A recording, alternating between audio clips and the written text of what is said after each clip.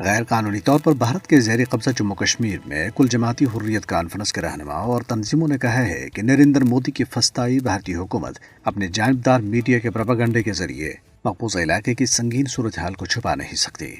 حریت رہنماؤں غلام احمد خان سوپوری، سعید بشیر اندرابی، خواجہ فردوس احمد، زمرودہ حبیب، فریدہ بہنجی، یاسمین راجہ، خادم حسین، سبت شبیر قمی، محمد یاسین ادائی، ڈاکٹر مصعب، حریت تنظیموں جموں کشمیر مسلم لیگ اور ڈیموکریٹک فریڈم پارٹی نے سری نگر میں اپنے بیانات میں کہا ہے کہ مودی حکومت نے 5 اگست 2019 کے یک طرفہ اور غیر قانونی اقدامات کے بعد خوف و ہراس کی فضا پیدا کرنے کے لیے مقبوضہ علاقے کو فوجی چھاونی میں تبدیل کر دیا ہے۔ انہوں نے افسوس کا اظہار کیا ہے کہ عالمی برادری کی مجرمانہ خاموشی نے بھارت کو کشمیریوں کے حق خود ارادیت کی آواز کو وحشانہ فوجی طاقت سے کچلنے کی شہ دے رکھی ہے۔ انہوں نے واضح کیا ہے کہ تنازع کشمیر کو کشمیری عوام کے امنگوں کے مطابق حل کیے بغیر خطے میں دیر پا امن اور خوشحالی ممکن نہیں ہے۔ ادھر مودی حکومت نے کشمیریوں کی جاری تحریک آزادی کو دبانے کی اپنی کوششوں میں تیزی لانے کے لیے مقبوضہ کشمیر میں بارڈر پولیس کی مزید چوکیاں قائم کرنے کا فیصلہ کیا ہے۔ اطلاعات کے مطابق مقبوضہ وادی کشمیر کے کپواڑہ، بارامولہ اور بانڈی پورہ اضلاع میں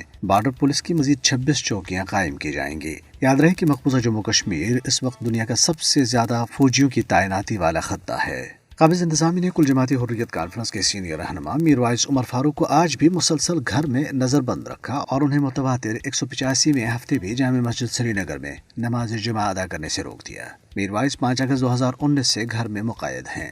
انڈین نیشنل کانگریس کی مقبوضہ جموں کشمیر کی شاخ کے صدر وقار رسول وانی نے جموں میں ایک پارٹی تقریب سے خطاب کرتے ہوئے کہا ہے کہ مودی حکومت کی عوام دشمن پالیسیوں کی وجہ سے علاقے میں عوام کی مشکلات میں کئی گنا اضافہ ہوا ہے۔ جموں کشمیر ہائی کورٹ نے 3 نوجوانوں کی کالے قانون پبلک سیفٹی ایکٹ کے تحت غیر قانونی نظر بندی کو کالعدم قرار دیا اور انتظامیہ کو حکم دیا ہے کہ وہ انہیں فوری طور پر رہا کرے۔ بھارتی ریاست بہار کے ضلع چھپرا میں ہندوتوا ہجوم نے ایک مسلمان شخص نصیب قریشی کو گائے کا گوشت لے جانے کے شبے میں پیٹ کر قتل کر دیا۔ 2014 میں بھارت میں مودی کی زیر قیادت بی جے پی کے برسر اقتدار آنے کے بعد سے انتہا پسند ہندوؤں کی طرف سے مسلمانوں پر بہیمانہ تشدد کر کے انہیں قتل کرنے کے واقعات روز کا معمول بن چکے ہیں۔